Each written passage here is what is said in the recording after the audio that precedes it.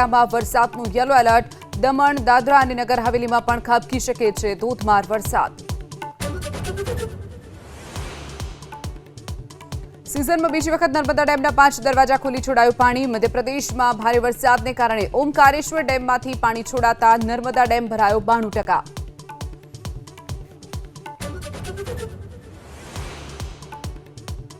पंचोतेर वर्षीय निवृत्ति पर आरएसएस सुप्रीमो मोहन भागवतનો સ્પષ્ટ સંદેશ. કહ્યું, મેં ક્યારે મારા માટે કે અન્ય માટે રિટાયરમેન્ટ નથી કહી વાત. I never said that I will retire or someone should retire.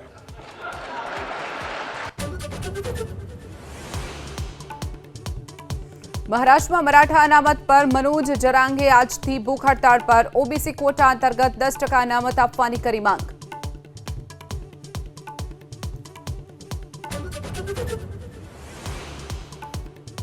Jammu કાશ્મીરથી Rajasthan અને તેલંગાણા સુધી આકાશી આફત. દિલ્હીમાં યમુના નદીનું જળસ્તર ખતરાની નિશાની નજીક, તો વૈષ્ણોદેવી યાત્રા સતત ત્રીજા દિવસે બંધ.